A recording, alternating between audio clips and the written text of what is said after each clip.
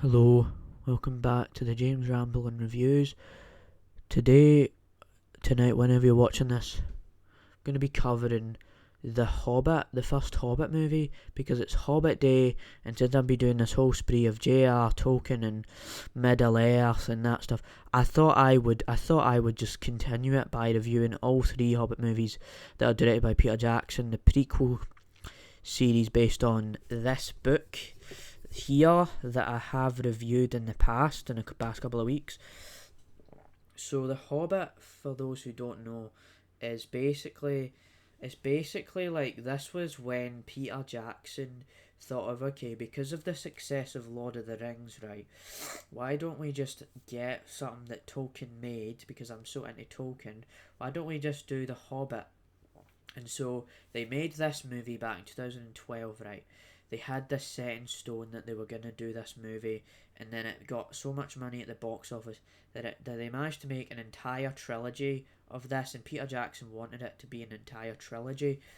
And so, that's the result it came out of.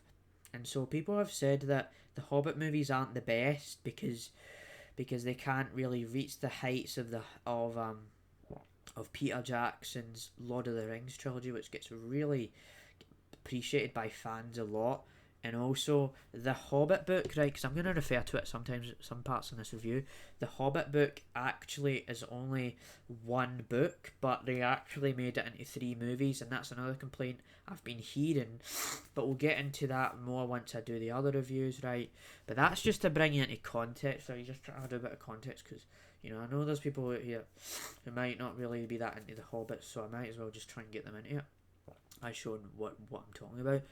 So The Hobbit, The Unexpected Journey was that like this movie basically is just about Bilbo Baggins' journey with the dwarves and Gandalf to go on an adventure and destroy Smaug, right?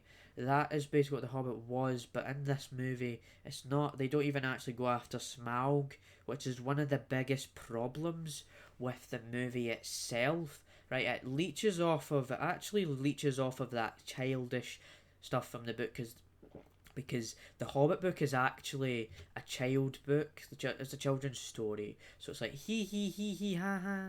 Let's make a little shorter story so children can connect with my connect with my work and that stuff. Like, how Stephen King has all those books for children and all that stuff.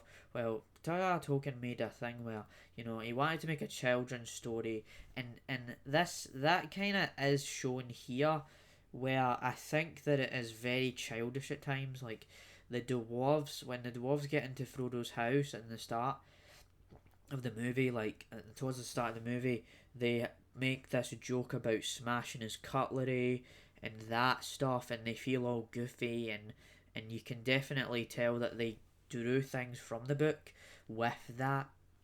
So there's definitely that, and I don't really like the start of the movie, like the prologue. It was like, long ago there was a hobbit, and his name was Frodo of Bilbo Baggins, and it was going on for 15 minutes straight, and I couldn't tell you, but I was just like, I was just like trying to pay attention to this. I was like, there's not really that. It's not really intriguing me yet. And then as I rewatch this, right, I sort of get into it more. And the occasional laughter from some of because there is goofiness to this, but it's actually hilariously bad. But it's not like boring. The movie's not boring, but there is things you can still find enjoyable, because I do think the acting is still good as well. Like Martin Freeman as Frodo is good. Ian Malcolm as Gandalf is still good.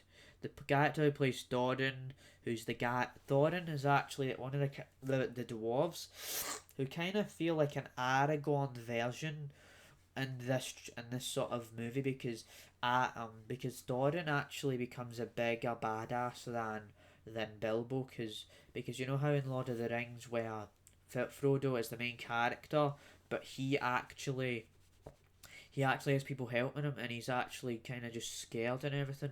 well, Thorin is like Aragorn, because Aragorn was just this badass guy, just hacksawing and being a badass and killing all these orcs and stuff. Thorin is like that, and I guess Peter Jackson, might have done that, but yeah, Thorin is one of them. And then there's other characters as well, other dwarves. There's 12 or 13 dwarves who actually assist Frodo, and it feels really childish when Frodo is just like, huh? What is going on? Why are all these dwarves coming into my house all of a sudden? I never asked for this. And that kind of stuff, I just feel like it feels really childish. Like, that is one of the things I can point out with this movie. It's like really childish. It's not really ground in reality. It really relies on the book in that sense. Like, it uses parts of the book to, I know it is based off the book, but there is, like, unlike the book, I actually still sort of found things to like about it as well, like I said. But the outside of that you do still like the trolls is another thing as well. Like the trolls, they feel kind of weird. Like they have these British accents, like, we're gonna eat these people, Cockney, we're some Cockney orcs, here to kill and eat these people. Because they go on this adventure, right? And they go on an adventure riding the horses, right?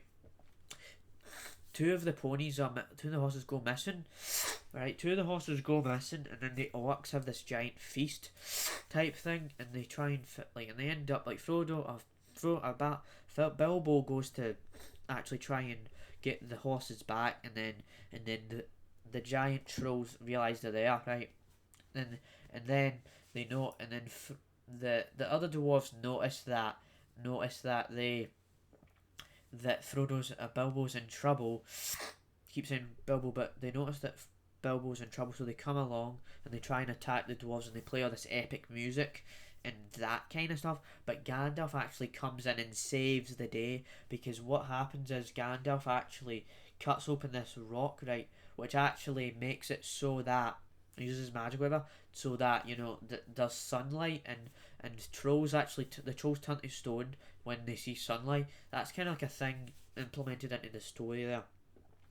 But there was definitely that. So one point I have about this, there's silliness to this. So there's like, is there levity where you have it's leveled between serious and not serious, like taking itself seriously? Well, I say it because the silliness is at times, because there still is sort of that kind of battling stuff, but I don't think the movie is actually takes itself seriously to the point where it's like this dark, gloomy, depressing story, because The Hobbit was never written like that. Like I said, it's a children's novel, and so that is why the quality jump is so giant. It is like the quality jump with Lord of the Rings to The Hobbit is basically when you try to go into when you're in the deep end, right?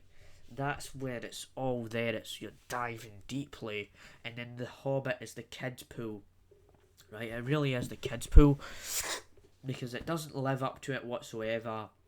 It cannot recreate what the Lord of the Rings did, but this is only for the first movie. And what I don't really like about this is, outside of it, what them wanting to make money and all that stuff, just doing a hint at the end about Smaug coming into it. It just didn't make any sense, because towards the end of the book, right, Smaug is defeated and they get the treasure, because that's what they were after, and that kind of stuff.